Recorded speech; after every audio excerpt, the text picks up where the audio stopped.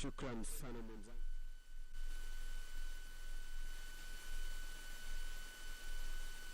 Kuletea matangazo ya moja kwa moja kutoka bunge la taifa leo ikiwa ni Alhamisi tarehe 26 mwezi Novemba mwaka 2020.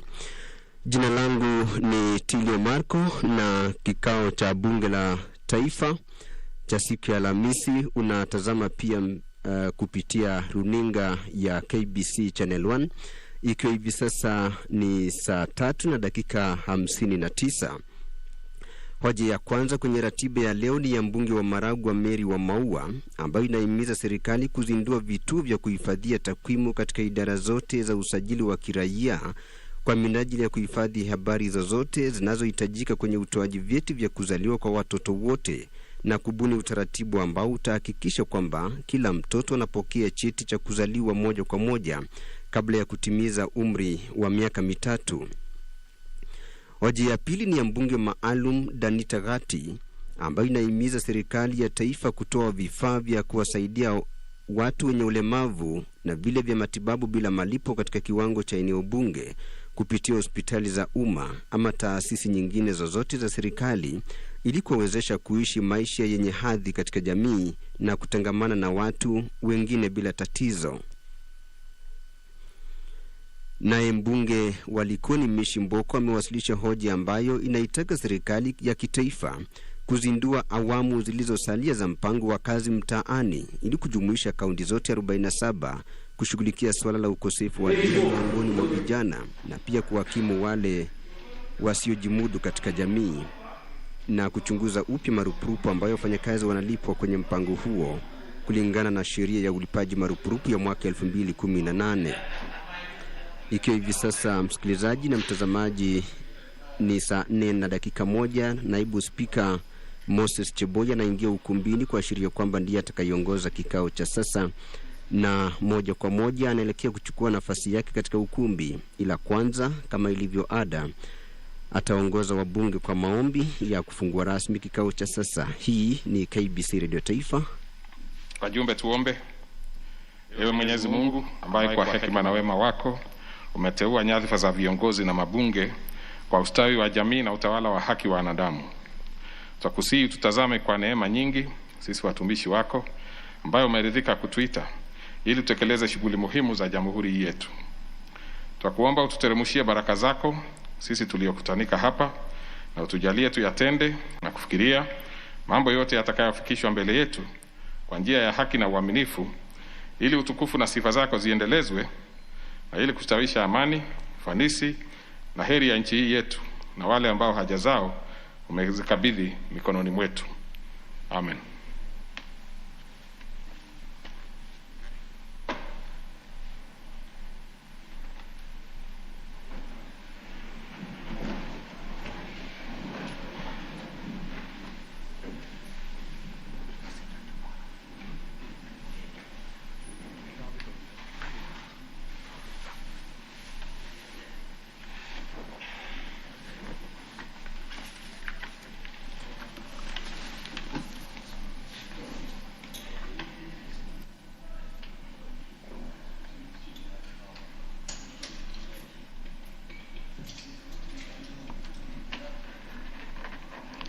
Inaonekana kwamba hatuna wajumbe wa kutosha na nitaamrisha kwamba kengele ipigwe kwa dakika 10.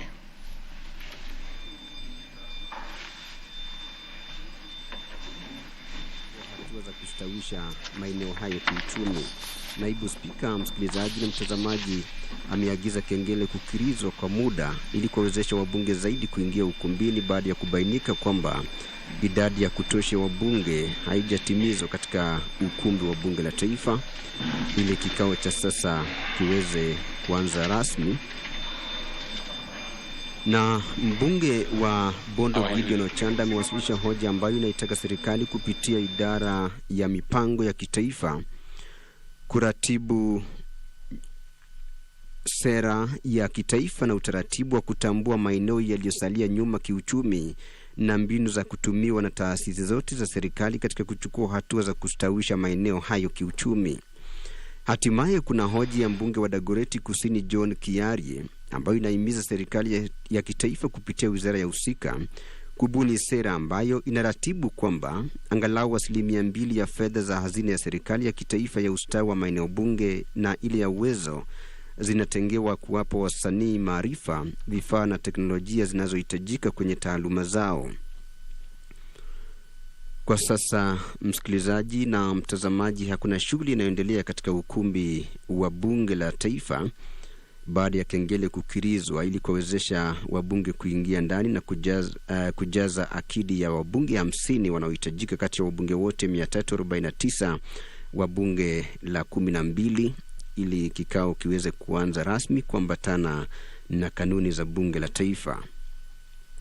Vile vile kuna maswali kadhaa ambayo yameorodheshwa kwenye ratiba ya leo, ambapo mbunge wa kaunti ya Nyeri Rahab Mukami anataka waziri wa uchukuzi, muundo msingi, nyumba, ustawi wa miji na ujenzi kuelezea manufaa yaliyopatikana kutokana na lile agizo la serikali kwamba watumishi wa umma wanaosafiri watumie shirika la ndege la Kenya Airways, ikizingatiwa kwamba shirika hilo limeendelea kutoa nauli za juu. Mbunge wa Keses Dr. Swarup Ranjan Mishra atauliza waziri wa mazingira na misitu mipango iliyoko ya kuondolea mbali marufuku ya ukataji miti katika misitu yetu kwa kampuni za upasuaji mbao zenye vibali kukata miti iliyokomaa ili kuzikimu na athari za janga la COVID-19. Mbunge wa Sirisia Meja mstaafu John Koi Waluke atauliza waziri wa usalama wa taifa ni lini wizara hiyo itaweka mipaka ya kiutawala katika kata ya Changara katika eneo la magharibi na kuiorodhesha katika kaunti inayostahili. Na msikilizaji na mtazamaji, jina langu ni Tilio Marco, na pindi idadi ya kutosha wabunge itakapotimizwa ya wabunge 50, basi kikao cha sasa kitaanza rasmi kikiongozwa na naibu spika Moses Cheboi ambaye pia ni mbunge wa Kuresoi Kaskazini. Wabunge kadhaa wamo ndani ya ukumbi, ambapo namwona mbunge wa Seme Dr. James Nyikal yumo ukumbini miongoni mwa wabunge wengine, ambapo wabunge wanaendelea kuingia ukumbini na punde si punde watajaza idadi inayohitajika ya wabunge. Mbunge wa Nyando Jared Okelo atauliza waziri wa uchukuzi, muundo msingi, nyumba, ustawi wa miji na ujenzi mipango iliyoko ya kukarabati barabara mbovu katika eneo bunge la Nyando ambayo imeharibiwa na mafuriko. Naye mbunge wa Butula Joseph Maero Oyula atauliza waziri wa ardhi hatima ya umiliki wa ardhi yenye usajili wa nambari Marach Elukhari 752 katika kaunti ndogo ya Butula ambayo ilinunuliwa na shule ya msingi ya Bukati kupitia usaidizi wa kanisa la Novel United Canada. Naye mbunge wa Kasipul Charles Ongondo Were atauliza waziri wa mazingira na misitu iwapo anafahamu kwamba kampuni moja ya ujenzi ya Uchina katika eneo bunge la Kasipul inasababisha kufoka vumbi katika vijiji vya Akech na Katanga ambayo ni hatari kwa afya ya umma. Na mbunge wa kaunti ya Kwale Zuleika Juma Hassan atauliza waziri wa uchukuzi, muundo msingi, nyumba, ustawi wa miji na ujenzi kuelezea hali iliyopelekea kuhamishwa kwa wakazi wanaoishi katika ardhi iliyoko karibu na uwanja wa ndege wa Ukunda na halmashauri ya usimamizi wa viwanja vya ndege humu nchini katika wadi ya Ukunda. Hatimaye mbunge wa Starehe Charles Njagwa Kanyi atauliza waziri wa ugatuzi kuelezea mpango wa wizara hiyo ya kuhakikisha kuna chakula cha kutosha cha msaada ambacho kinaweza kutolewa wakati wa dharura na ukame. Unaendelea kusikiliza KBC Radio Taifa huku ukitazama runinga ya KBC Channel 1, na tunakuletea matangazo ya moja kwa moja kutoka bunge la taifa, ikiwa ni kikao cha siku ya Alhamisi asubuhi, na naibu spika Moses Cheboi tayari amechukua nafasi yake katika ukumbi wa bunge la taifa akisubiri idadi ya kutosha wabunge kutimizwa. Kumbuka ni wabunge 50 wanaohitajika katika ukumbi wa bunge la taifa kati ya wabunge wote 349 wa bunge la 12 ili kikao kiweze kuanzishwa rasmi kuambatana na kanuni za bunge la taifa. Ni dakika 8 baada ya saa 4 kumradhi, saa zetu za kanda ya Afrika Mashariki. Kumbuka matangazo haya yatakujia hadi mwendo wa saa 6 leo adhuhuri, ambapo tutakurejesha katika studio yetu ya zamu, ufurahie vipindi vyetu na pia usikilize taarifa ya saa 7 kabla ya kurejea tena hapa mwendo wa saa 8:30 kuendelea na vikao vya bunge. Hoja ya kwanza iliyoratibishwa kwenye kikao cha leo ni ya mbunge wa Maragwa Mary wa Maua, na inahusu kuzinduliwa vituo vya kuhifadhi. Naona kwamba sasa tuko na za usajili wa wajumbe wa kutosha na tutaanza kazi yetu ya siku ya leo. Na wajumbe tunawauliza sana kuangalia kanuni zenu za kudumu. Toleo la 5 mtaitumia leo sana. You are encouraged to speak the national language. Okay. Order number 1, administration of oath. Order number 2, communication from the chair. Order number 3, messages. What is it, honorable member, for? Oh, that must be honorable Njagagwa. Bwana Speaker, naomba kujua kama leo tulikubaliana ni tutakuwa tunaongea kwa lugha ya Kiswahili, na nasikia ndani ya bunge ndio tulikubaliana na wengine wanaendelea kuongea Kiswahili Kisungu. Kwa hivyo ningekuomba hiyo ni hoja nidhamu, nijue kama hiyo ndio lugha sanifu ya leo yenye tunaongea ni Kiswahili ama ni Kisungu, Bwana Speaker. Now let me speak in English myself, because I know I can easily communicate to you better, Honorable Njagagwa, now that I know your history and myself are intertwined somewhere. Now, you are highly encouraged to speak the national language of Kiswahili. But it can't be a must, because our standing orders have not been changed to specifically state that.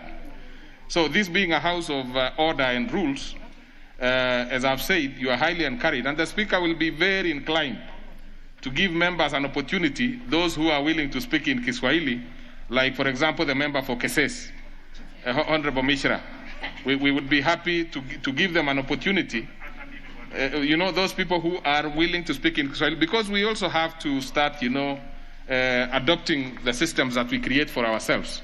We cannot be having a Kiswahili standing order and have encouraged that we should speak in Kiswahili, and, so that is what we are going to do.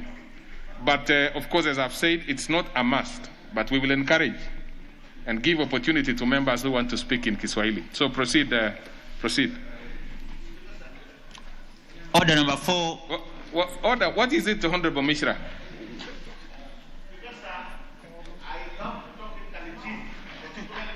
You are out of order. You are completely out of order. There are only 2 languages that will be allowed in this house, and that is going to be English and Kiswahili. Nandi is not one of them. Well, then you will change the standing orders that time, but not now. The standing orders are clear, Kiswahili or English. Let's proceed. What is it, Honorable Mwambire? Bwana Speaker, ninashangaa ndani ya bunge kuna viti vya kutosha, lakini nimeona mtu sijui kama ni mmoja wetu ama ni aje amekaa kwa sakafu. Kwa hivyo ningetaka kujua kama ni sawa mheshimiwa aje ndani ya bunge na akae kwa sakafu badala ya kiti. Now, what you need to do, Honorable Mwambire, you need to specify. Because from where I sit, I can't see anybody sitting where you have just stated that he's sitting. Bwana Speaker, yule alikuwa amekaa kwenye sakafu, kwa sasa amekaa kwenye kiti. Alikuwa amekaa karibu na pale Mheshimiwa Mishra yuko, na nikawa na hofia huenda ikawa pengine kumeanza uongozi wa kidhalimu wa kwamba wengine wapigishwe magoti ndani ya bunge. Of course that will be completely out of order, but looking at where you have stood, Honorable Mwambire, and you are able to pick it with your, then it must have, but unfortunately I didn't pick it at that particular point. I would have acted accordingly. So let's proceed, honorable members. Let's proceed. Order number 5, papers. Order number 6, notices of motion. Honorable Halima Musheke.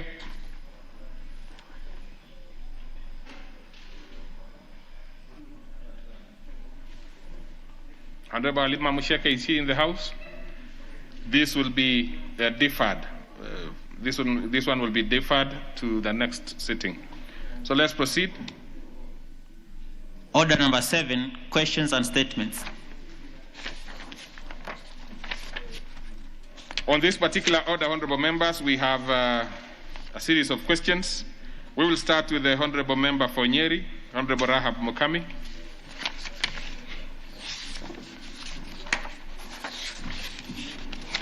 Unataka kuongea kwa kilugha ya Kiswahili or you'll proceed in English? Okay, proceed. Thank you, Honorable Speaker. I have one question regarding Kenya Airways.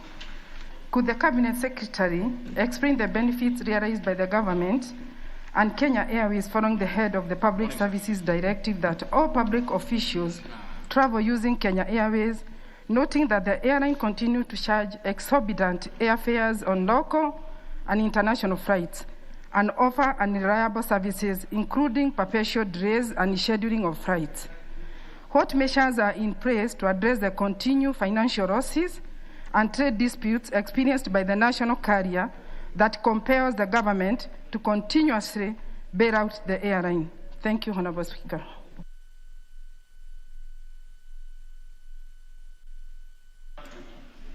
That one will be replied to before the Departmental Committee on Transport, Public Works and Housing. Then we go to the member for cases. And remember the languages that you are asked that you can only communicate in. Can be only English and Kiswahili. You can try Kiswahili, Honorable. You know, Excellency, Speaker Sir, you are right. But, politics needs no language. And governance, it is the understanding. Well, so, let's stop there, Honorable Mishra, before I allow you to proceed. Okay. You know, you are talking about politics, and we are not doing politics here. No, I'm just we are basically debating in the chamber. Thank you, sir. Now, elsewhere you can do that. But what is it that you wanted to... maybe I cut you short too soon. So, I don't know. Maybe the best way forward, the honourable member for cases. Yes, sir. Ask the question first. Okay. Then we can go to those other issues later. Thank you, Speaker, sir. Thank you very much, Honourable Speaker. Honourable Speaker, I rise to ask the question number 259 of 2020 in today's order paper, and it is directed to the Cabinet Secretary for Environment and Forestry. 1. What plans are in place to lift the ban on logging in our forest for pre-qualified sawmillers to harvest mature plantations, thus cushioning them from the lenders and effects of the COVID-19 pandemic? 2. Could the Cabinet Secretary undertake to allow pre-qualified and registered sawmillers to work for 7 days in a week, unlike the current situation of 5 days? And by when further could be the Cabinet Secretary grant sawmillers a 5-year term to harvest what they had been allocated to sort out the liabilities incurred during the ban? 3. What measures are in place by the Ministry ensure inquire in allocation of forest materials to registered and pre-qualified sawmillers, which clear plan to stakeholders on tree planning schedules, and further linking together the activities of community-based groups, NGOs, and both national and county government? Thank you, Honourable Speaker, sir. Very well. That one will be replied to before the Departmental Committee on Environment, Natural Resources. Okay. So we'll go to the next member. That's the member for Sirisia. Yes, proceed and ask your question. Yeah, I rise to ask question number 340 of 2020.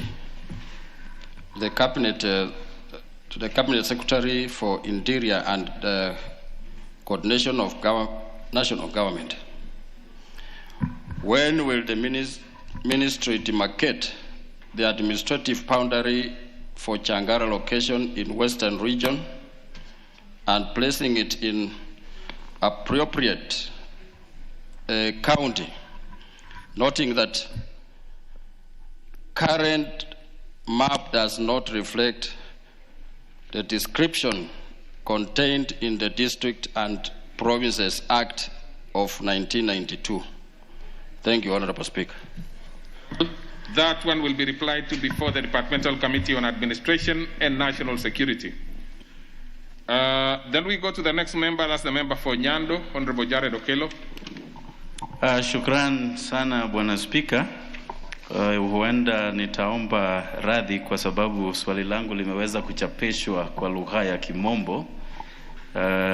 Sasa nitalisoma jinsi ilivyo. Well, on that note, we will be asking the relevant officers. Yes. Members should be, should be making their preference known. And should you be interested in asking a question in Swahili, it will be put in Kiswahili in your order paper, and therefore you'll be able to ask. But that's a good, that's a good opinion and option you have given. Thank you. Proceed. Asante sana Bwana Spika. Mimi ni moja wale ambao ni magwiji kwa lugha ya Kiswahili hapa.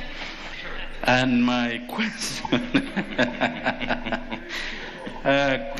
my question goes to the Cabinet Secretary for Transport, Infrastructure, Housing, Urban Development and Public Works.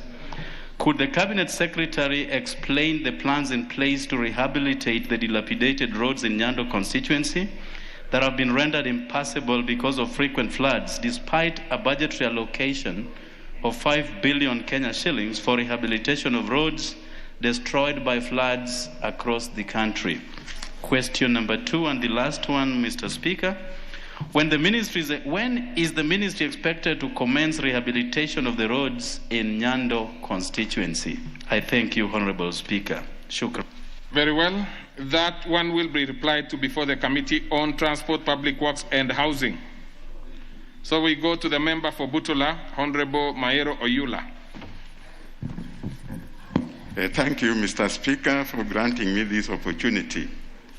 I rise to ask question number 346 of 2020, and this question is directed to the Cabinet Secretary for Lands and Physical Planning. What is the status of ownership of land parcel LR number Marachi Eluhari 752 situated in Butla Sub-County, which was acquired by Bukati Primary School through the support of Novel United Church from Canada? Could the Cabinet Secretary consider taking appropriate intervention to ensure that the land is secured from land brokers who have coerced the seller to disown the initial sale agreement to Bukati Primary School for purpose of grabbing and resale to a second buyer? Could the Cabinet Secretary provide a list of schools that have been granted title deeds for the land on which they are built on in Butla Sub-County? What measures has the ministry put in place to ensure that all schools across the country have title deeds? Thank you, Mr. Speaker. Very well. That one will be replied to before the Departmental Committee on Lands. Then we go to member for Kasipul constituency, Honorable Charles Ongondo Were. Thank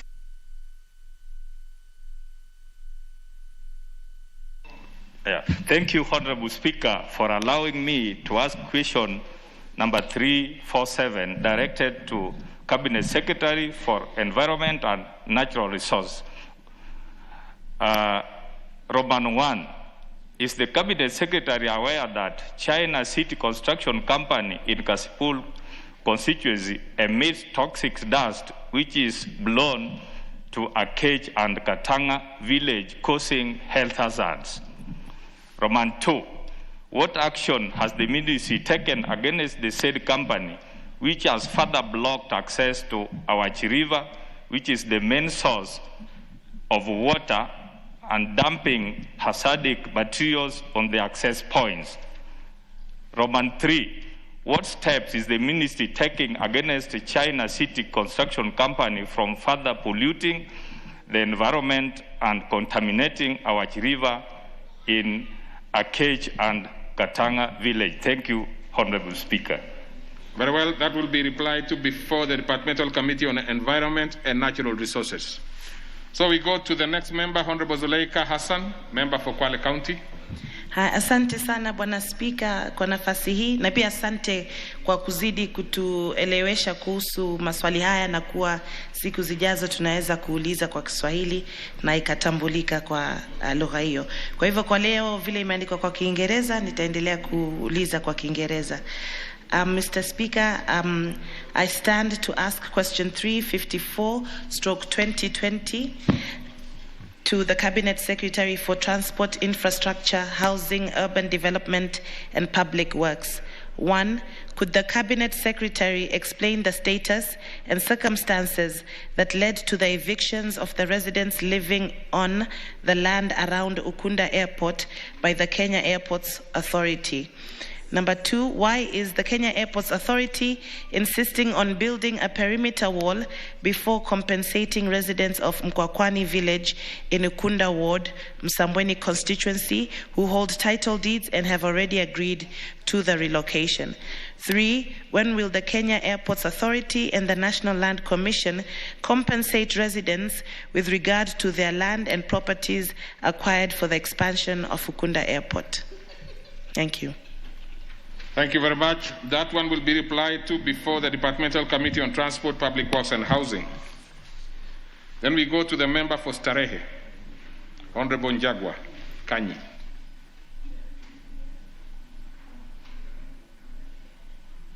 Honorable Kanyi. That question is deferred. So we then go to the second segment of this particular order, that is the request for statements. But Honorable Koinange, you had something you wanted to say, I can see. Thank you very much, Honorable Speaker. Honorable Speaker, if you allow me, I wish to address the following to the House in regard to questions. Honorable Speaker, on Wednesday, 25th November 2020, the following questions came up for reply by the Cabinet Secretary for Interior and Coordination of National Government before the Departmental Committee on Administration and National Security. 1. Question number 256 of 2020 by Honorable Robert Mbui. 2. Question number 194, 2020 by Honorable Gadicha Gufu. 3. Question number 250, 2020 by Honorable Alfred Agoi. 4. Question number 301, 2020 by Honorable Caleb Kositani. 5. Question number 297, 2020 by Honorable Joseph Kabebea. And 6. Question number 304, 2020 by Honorable Benjamin Tayari. And 7. Question by private notice number 2024, 2020 by Honorable Sylvanus Maritime. And finally, Honorable Speaker, question number 328, 2020 by Honorable Faith Getao. Honorable Speaker, it is regretted that the committee had no choice but to drop all these questions in line with the provision of Standing Order 442C in bracket 5, after members who raised them were absent without the committee chairperson permission, and nobody communicated with me, Honorable Speaker. The House puts in a lot of effort, time and resources processing members' questions for reply by Cabinet Secretaries, ministries. On the other hand, also put in a lot of effort, time and resources preparing replies to members' questions. When members don't appear before committees, Honorable Speaker, for replies to the questions, all efforts, time and resources put in by the House and ministries go to waste. On behalf of the committee, Departmental Committee Administration National Security, Honorable Speaker, this is to appeal to all members raising questions before committees of the House to ensure they appear before the replies. Thank you, Honorable Speaker. Now, the challenge I'm having, first of all, that is a very legitimate concern. And the reason why I gave you a lot of time, because you are standing on a point of order, is because I thought this is a matter that is that should be dispensed with right now. First, members have always complained that chairs sometimes take too long and committees take too long in responding to questions. Now, it becomes a bit difficult when it is the members themselves who do not avail themselves to, pursue their questions at the committee level. What I'm trying to grapple with, Honorable Koinange, is whether it was right for you to drop the questions. Because what I think should have happened is for you to report to the House, and the members, of course, will be, we would be able to know how to handle that matter. And probably, but it makes sense. I mean, if the members ask questions and they do not appear, it becomes difficult for it to be processed.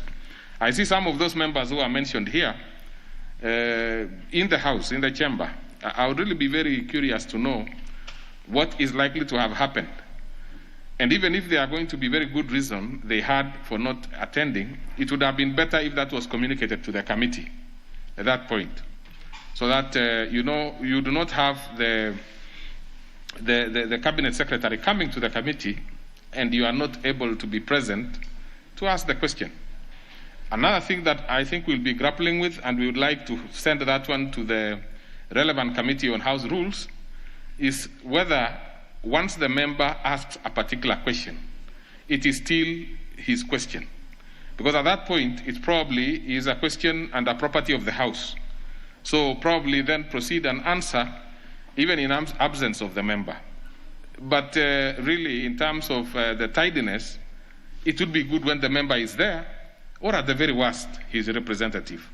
So I see, let me start with Honorable, this is something that I think we need to really look at. So we will start with Honorable Wangwe before I come to some members who...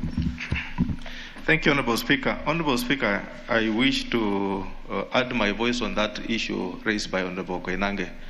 That indeed, as per what you just said, although it's not yet concluded, but I feel once a member presents a question on the floor, it no longer becomes a member's concern, but a House concern. In my view, Honorable Speaker, and in attending to generally a course of natural justice, Honorable Speaker, I would feel that chairs should not drop questions. Instead, they should either have an alternative to transmit the written reply without necessarily having the member to interrogate the question, so that let other members, because a member could raise an issue affecting a particular area, but it's also touching entirely on the concern of other Kenyans. Okay. Therefore, once we get a written form of reply, Honorable Speaker, I feel it will serve the purpose rather than dropping the question at the committee stage, so committee level, so that let other members have the benefit of listening and getting to know what the member has been answered. Thank you, Honorable Speaker. Okay, but as we continue to do that, we should be looking at the relevant standing order, which is 42C5. Honorable members, because this is something that we changed somewhere. I was grappling before as to whether the chair has the power. But it's very clear that, and let me read it, members, for record, so that you can, even as we debate, we are able to, to internalize what is in the standing orders. That particular standing order reads, where the member who raised a question referred to the committee is absent without the chairperson's permission, the question shall be dropped, and no further proceedings shall be allowed on the question during the same session. That is our standing order as honorable members. So even as we proceed to debate, I think the chair was absolutely right. Yeah, to drop them. But let's hear from Honorable Chachu. Thank you, Mr. Speaker. Mr. Speaker, I truly appreciate the position of the chairman of the Interior and Security Committee. And it's a very genuine concern. And the standing order 42, Mr. Chair, Mr. Speaker, is very clear. But what we have done in other committees is that we table the answer so that the member is able to at least have the information later on. It's not discussed in the committee, it's just tabled, and the member can always access the answer from Secretariat or from the clerk's office. That's what we have been doing in other committees. Okay. But the standing order is very, very clear. Mm-hmm. But Mr. Speaker, also honestly, we really have to appreciate that there are times when the members can just not make it. For instance, I can tell you, Honorable Kalicha of Moyale, that day we lost our county secretary in Marsabit, and he had to fly within a fraction of a second and to attend that burial. And in our county or in our region, we bury people right on the spot, whether you're a Christian like me or a Muslim. So there are these extraordinary circumstances, which also sometimes members of parliament have to face too. So let's be pragmatic as we deal with this issue. I appreciate. But you see, the standing order gives you the leeway to simply talk to the chair of the committee. It is as easy as that, because really circumstances arise that probably you are not able to attend. It happens all over, but it's also good to communicate, because otherwise, the chair would be waiting for you in the committee room, expecting you to come and pursue your question, and you are not available to do that. So what is it, Honorable Murugara, what have you to say on this? Thank you, Mr. Speaker. I'm going to give a few members, because this is a real serious issue.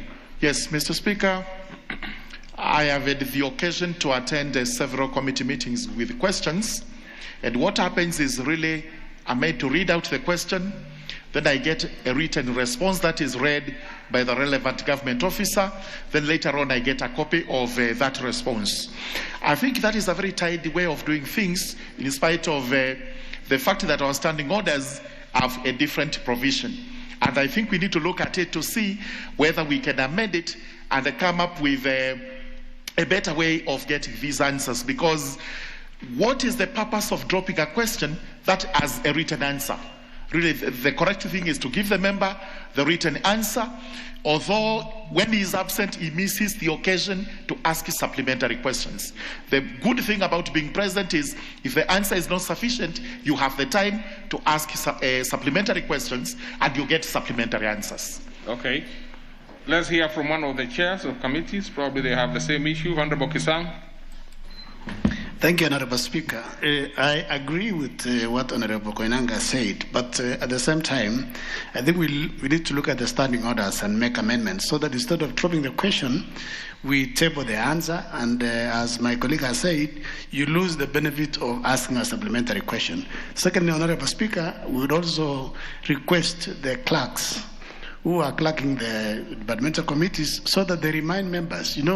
Members could be within the parliament, but they'll have forgotten that this particular day, the CS is coming to reply, because the leader majority or the whip, majority whip normally tells us on Thursday when the cabinet secretaries are coming to reply. But you see, the way we are busy, we can easily forget. So we urge that the clerks, maybe a day before or first thing in the morning, that day the CS is coming, members are reminded that their questions will be answered. Okay. Thank you, Honorable Speaker. Honorable Mbui.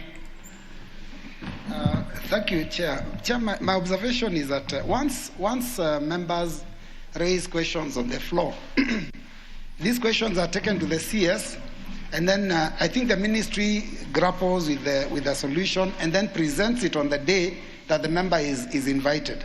And like my colleagues have said, the responses are normally in written form. So I think maybe, as we members have said, maybe the idea would be to look at the standing orders to see how we can amend it so that we don't drop the question. But Mr. Speaker, I was supposed to appear in that committee yesterday morning. In fact, I got the schedule on time, and I knew I was going to be the first person at 10 a.m. to actually have a response to one of my questions, which was very important to me. But something even more important happened. I got an invitation in the morning to go and attend the signature launch for BBI, invited by His Excellency the President and the Right Honorable Raila Amolo Odinga and my party leader Kalonzo Musyoka. So I had to go. So, Mr. Speaker, I did actually communicate with the Speaker, with the Chair, and inform him that unfortunately something has come up. So I don't know, how do you handle situations where it is just last minute and it is also important business of the House? Thank you, Chair. That is a very interesting one raised by, you know, that's an admission that you actually did not attend and without any. No, but let me get one. I'm trying to see any other member who probably did not. No, I will give this other side, and probably I'm trying to look for a member. I feel that I've given quite a number of members to my. So let me see a member who has not spoken this morning. Yes, yes. Honorable Sosion. Thank you, Honorable Speaker. Any question asked in this House does not belong to a member of Parliament. There are questions of national importance touching on citizenship.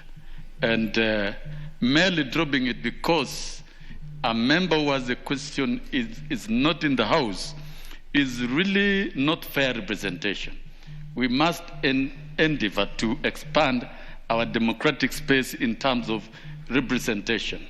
There are situations where circumstances beyond control, members of Parliament may not be in the House. Of course, one aspect is yesterday's launch of the signatures, which most of us attended and could not even attend some committee meetings. And if parliamentary proceedings were on, some of us were not going to attend. Those are equally important national activities. And therefore, we should elevate our standing orders so that we sustain those questions to its logical conclusion, that if questions are asked and the members of Parliament who table those questions may not be, should be given a chance to respond to when they're available in the House. If we did that, I am sure we'll be doing justice and we'll be strengthening the representation of the people through this House. Honorable Speaker, I think it is fair to sustain these questions in the best interest of the people. Honorable Pukose. Thank you, Honorable Speaker. Honorable Speaker, I happen to be one of the people whose question has actually taken long to be responded to. And unfortunately, at times when you get the invite, you are getting it through an SMS, and you are at that time you are not within Nairobi, you are even out of Nairobi. And therefore, I think it is important that it is not just a question, we should, and I'm a member also of the House and Procedure Rules, so I think we need to make an amendment to that, Standing Order 42C5, in terms of, it should not just be that he's dropping and that ends the issue, because we should also make the chairs and the committees not to be unfair to the members who have asked the questions, but to be upon them to be able to make sure that the members' question is responded to. Because when we ask these questions, we are not asking them in vain. We are asking them because of a certain circumstance, which you expect that at the end of the day, this issue which you've asked must be addressed. And most of the issues we raise here, Honorable Speaker, are key issues that are affecting our constituents, and it's part of our constitutional mandate as representatives of our people. Okay. So I think we need to balance both of it. Now I've heard all of you, honorable members, many times. Chairs have been accused of being slow. I've said that before. And the committees also have been accused of sleeping on the job. Now, this is a different scenario where the members have not appeared to ask the questions. Not really to ask the questions, to participate in the proceedings of having the question answered. Now, the standing order is in black and white. The committees, through their chair, have a right to drop the questions. Now, it is up to you members, if you really want to change, there are many modes of changing the standing orders. It could be through the relevant committee, that is the Procedure and House Rules Committee, or you can do it also suo moto, on your own motion as a member. You have a right. If you feel this is a standing order that is not very helpful to yourselves, you have a right to proceed and change it. But you must take the issue of questions very seriously. When you ask a question and you said rightly that these are important questions, it's also important that you avail your time to be there. And by the way, this is not a very rigid standing order. If you talk to the committee chair, It is as simple as that. They can be able to reschedule for another time. But it is not encouraged that we keep rescheduling questions. Because remember, it is not just the committee issue. It is also about other parties from outside Parliament, including the cabinet secretaries, CSS or PSS. So sometimes it is something that goes beyond even the ability of the chairman to be able to be as magnanimous and help you. There are other parties who are involved. So members, let's take our questions very seriously and let's appear when the questions are being answered.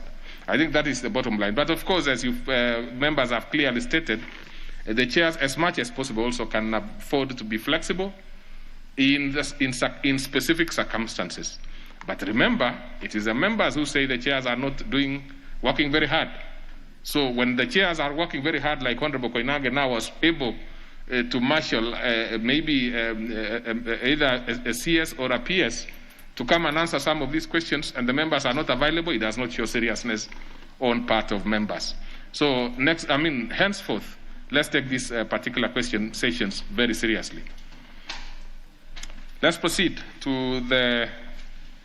we are now going to statements, and we have one by the member for Konoin, Honorable Brighton Yegon. Yes, thank you very much, Mr. Speaker. I would like to request a statement regarding intended redundancy of employees at the tea subsector.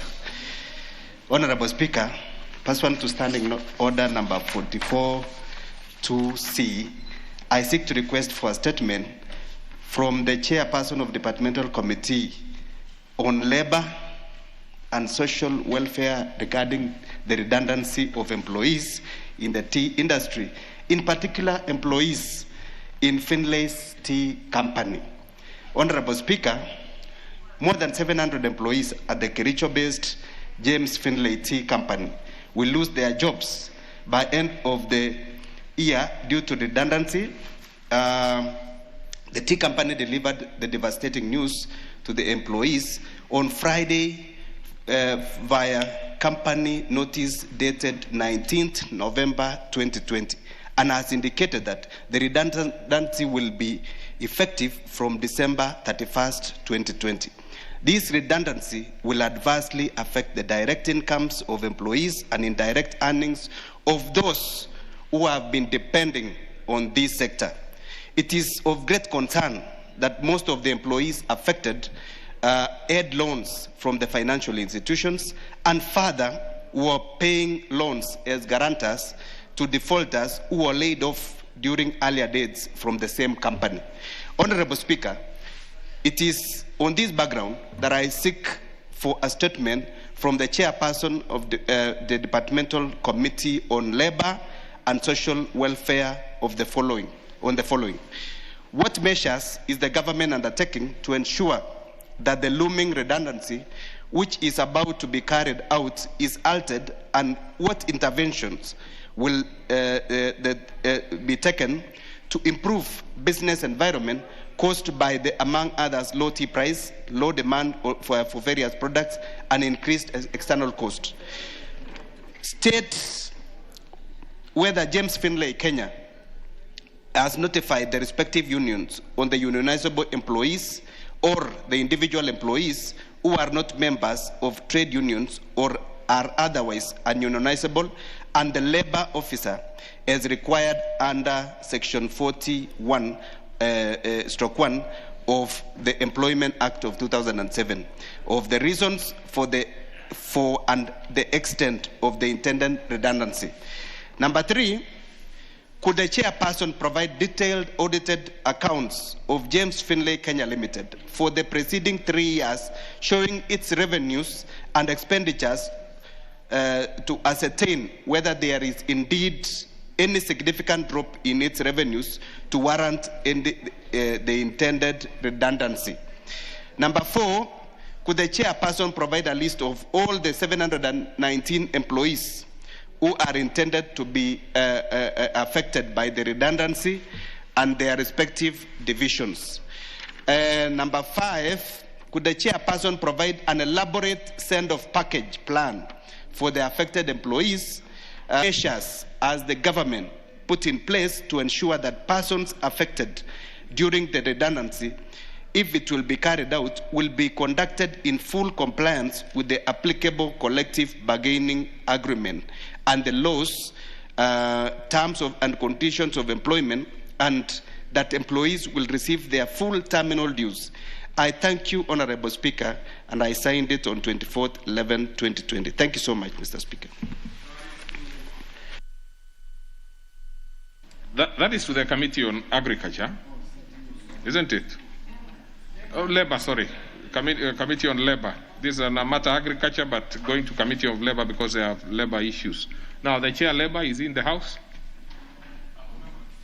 Yes, let's have from Honorable Sankok, who is one of the active members of that particular committee. Thank you very much, Honorable. How long do you think you can be able to transact this and give a reply to the Honorable Writer? Thank you very much, Honorable Chair. And speaking on behalf, Honorable Speaker, and speaking on behalf of my chair, Honorable Moade, who is an oasis of wisdom, we will be able to respond to him within 3 weeks because this matter is very urgent. We know, yeah, we will.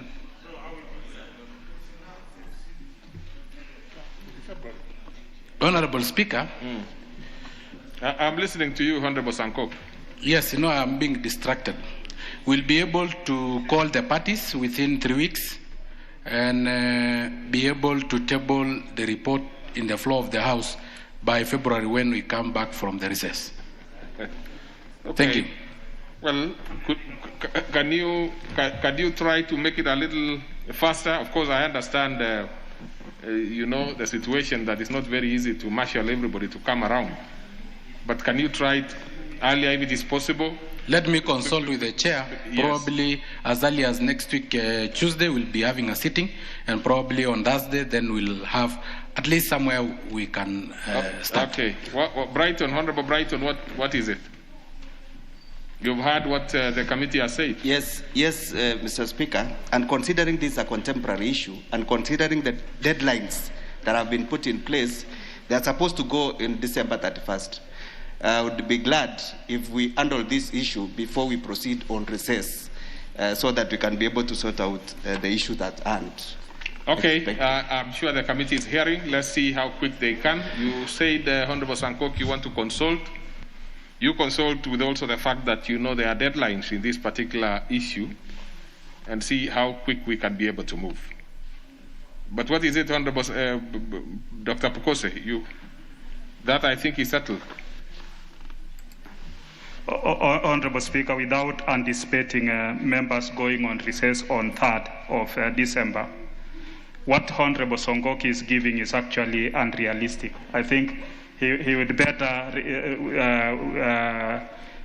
get his act together so that this matter is addressed with the seriousness it deserves. But Honorable Sankok has said he will be consulting to see how quick they can do it.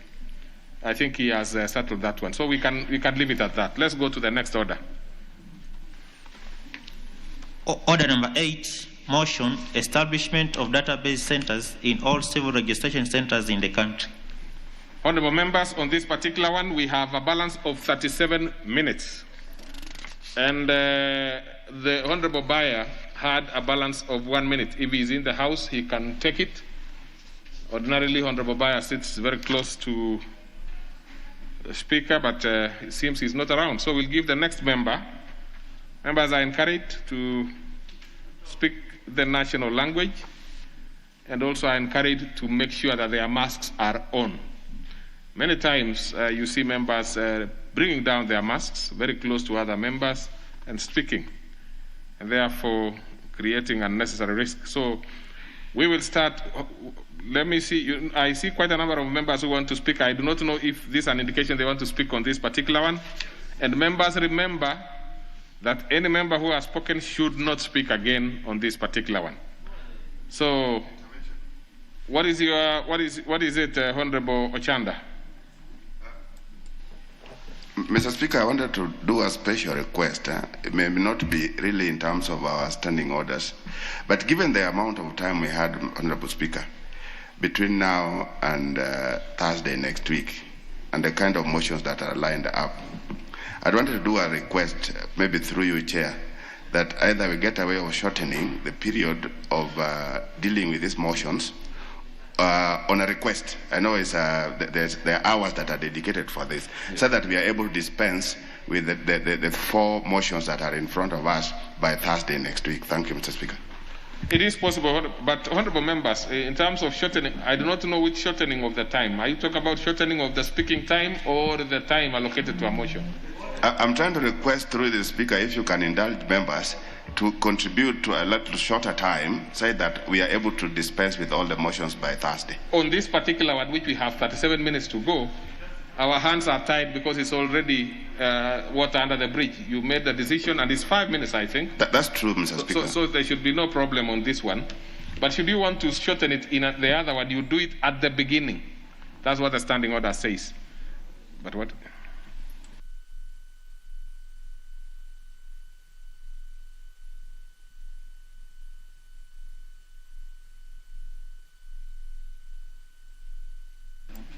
Yes.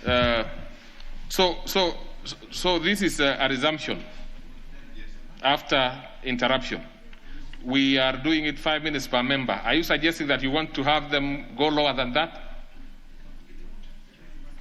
Well, 5 minutes for this one, since it's 37 minutes, I think we can do it. But in the next one, you can. I know you have the power when you start at the resumption to shorten the speaking time for members.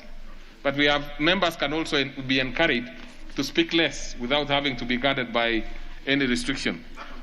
Yes, so members, please give only few salient issues, and then you'll save time for the rest. Now I'm trying to look at the members who have not spoken. Honorable Tongi. Thank you, Honorable Speaker. On the onset, I want to support this motion coming in timely, Honorable Speaker, considering the challenges our parents are facing when they're getting this very important document, the birth certificate, back at home, and even in the entire country, Kenya. Honorable Speaker, we have heard of many cases where parents have been forced to even give a bribe so that they can get a very basic document, which again influences and directs the lives of our children in many ways. Because for you to register for an exam, Mr. Speaker, both Standard 8 and the Form 4, and for that matter, another exam at the national level, you need a birth certificate, Madam Honorable Speaker. And therefore, this requirement is a very, very critical requirement from the government. And the same government has not made it possible for parents to get this document without having to struggle the way they're struggling at the moment. So this idea of having a centralized, this idea of having harmonized registration of birth certificate, Mr. Speaker, I think would never have come in at a better time like it has come in now.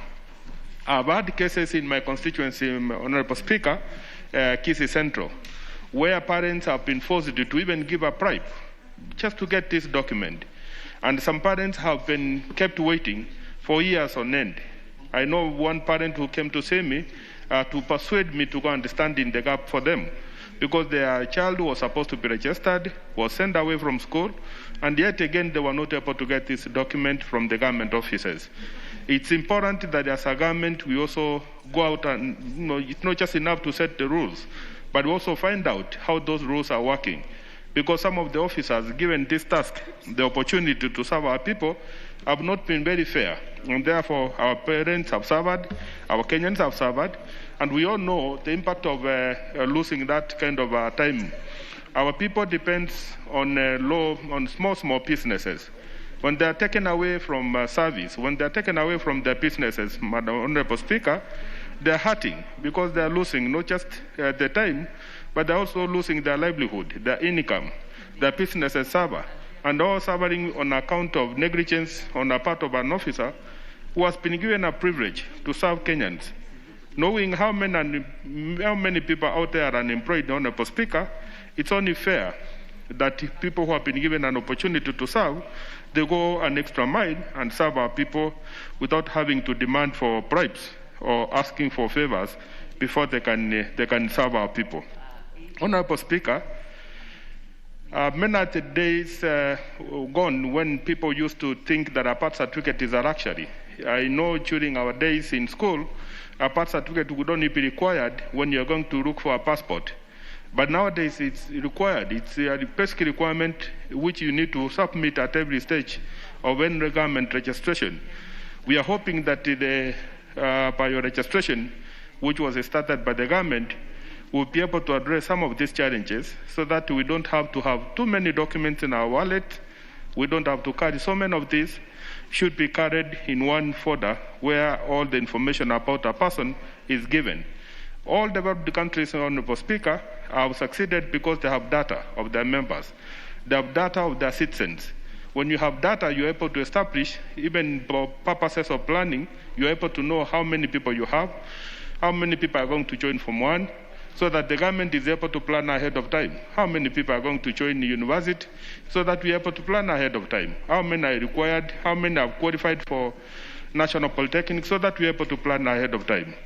So without having to repeat what has been said by my colleagues, I want to take this opportunity to thank Honorable Wamaua for this creative, very, very innovative thinking, which has come to address the issues and the challenges our people are facing at the constituency level.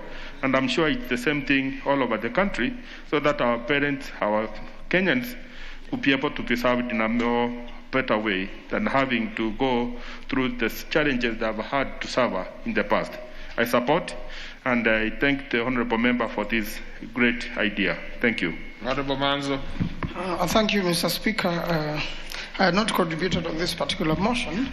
Mr. Speaker, I really want to thank Honourable Mary Wamaua for this particular motion, and it is very timely because we've just now passed the Huduma number regulations and the Huduma law is in place. So as far as registration is concerned in the country now, the law is ready and the systems are ready. But one thing is left. The administration, okay. The way this is going to be administered. We have the law, we have the regulation, but now the people are going to implement this law and this regulation.